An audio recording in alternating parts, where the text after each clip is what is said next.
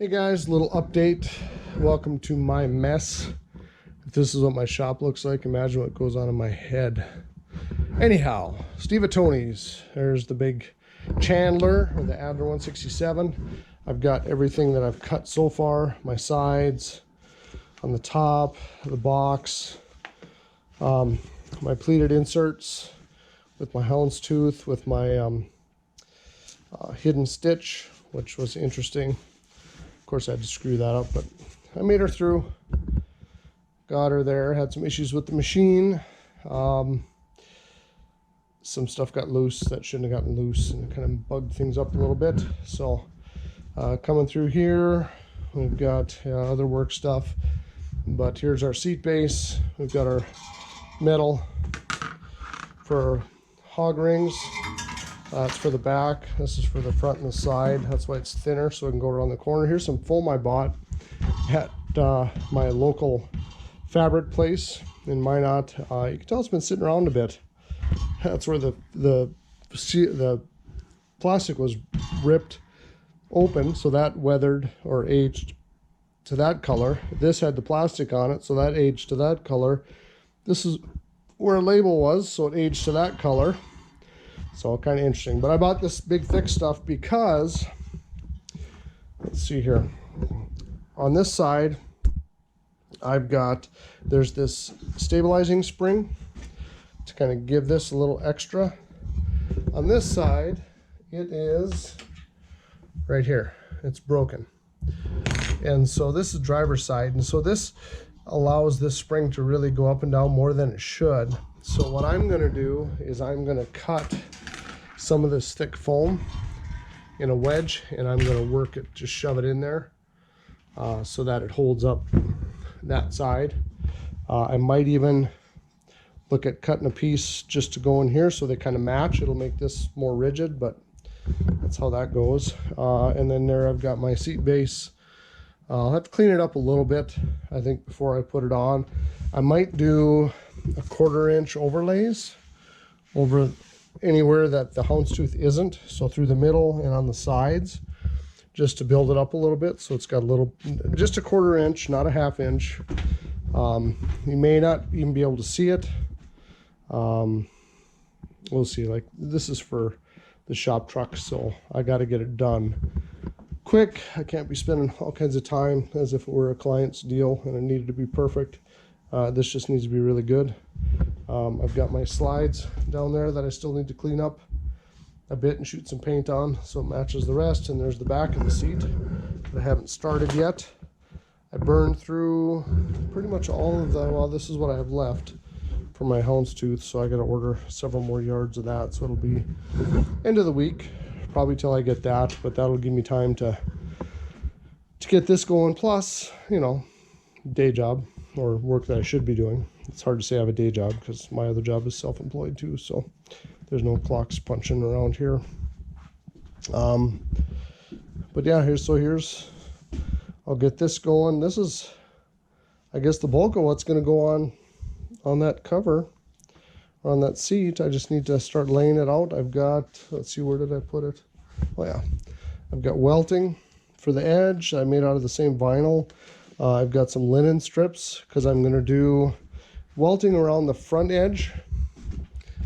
Come over here. So you can't see it because I don't have the seat on, but around this front edge, it's going to be welted all the way around. But then where each piece joins, where the shoulder piece joins the seat, that's going to be stitched. I don't want a welting because I don't want to be sliding over that all the time. So I'm going to do a French seam, which is you seam it together and then you do a stitch on each side. I want it to be a strong French seam, so I am going to, flip each side and then you put the fabric in behind it so that it gives it extra strength. It has to pull that top seam apart, plus it has to pull that fabric apart on the backside for that seam to blow open, so give it a little bit extra strength. So, but yeah, there's the frame. Turned out all right, considering it's pretty much all going to get buried anyways. But yeah, I guess, who knows when this will be up. I'm shooting up a lot of this YouTube stuff I don't know, you might find out someday that there's a big blast of YouTube content from Tony's, and that's because we finally got fast internet and it didn't take 12 hours to upload a 10-minute video. So, but yeah, like I said, welcome to my mess. Here's what we got. That's the magic machine right there. I'm loving it so far. It's been doing everything I've needed it to do, short of cutting the fabric out and figuring out my pleats for me so I don't screw that up, but you know how that goes. So yeah, I've got I'll do some more updates as I kind of convert some of this space over to accept a little bit more fabric. On the back wall there's actually a glass rack. That's a stained glass. I still dabble in some of that, mostly kiln fired stuff. I've got my kiln in there, if you can see it in the cave. So the glass rack, I've been trying to minimize what I have in there. I'll need to build some racking that'll accept, as you can see, that pink foam on the floor, stuff like that, just so I know I'm going to have a little bit of inventory, or you end up with inventory as you buy extra yardage for some of the projects, kind of like I should have done with this, thinking that I was going to be able to cover this seat with, what, a yard or whatever of houndstooth. Lessons learned, figured out next time.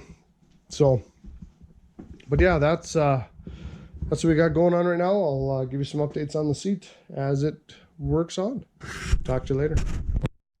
Hey guys, Steve here with Tony's. Just a little update on the old shop truck seat cover. I've got the center part. I'm starting in the middle and working my way out just to try to carry some symmetry. It's the first cover, so I'm not trying to get all crazy. Here's where we start coming around the corner. I've got those pieces, and I did cut those. Let's see if you can see the line there. I did cut them big, so I can, maybe pin this down and figure out where I need to be. Do some marks. I've got a center mark here on this front edge.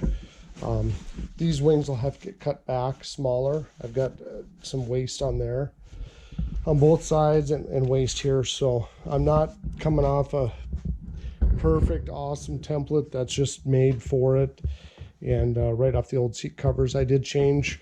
This is bigger than in the factory. I don't know if you can, yeah, you can't see it there. This is wider, this is narrower than in the factory ones. This is a little bit wider, but this is a real nice four-way stretch vinyl. That feels really nice. This is a good houndstooth. I think that what I'm going to do, I don't want this to slump down, which is what it's going to do because of this having batting. I'm going to take some of that pink 1/2 inch, cut a 10-inch strip, and I'm going to put a 10-inch strip right down the middle of this up to this edge, just so it kind of bulges a little bit. And I'll probably end up doing that same 1/2 inch deal on whatever size I need for these side pieces. So it'll give it a little bit of shape. There you can see my side. This was missing some spring. This one had it, but I wanted it to kind of be the same, so it just kind of gives it a little bit more support on the sides.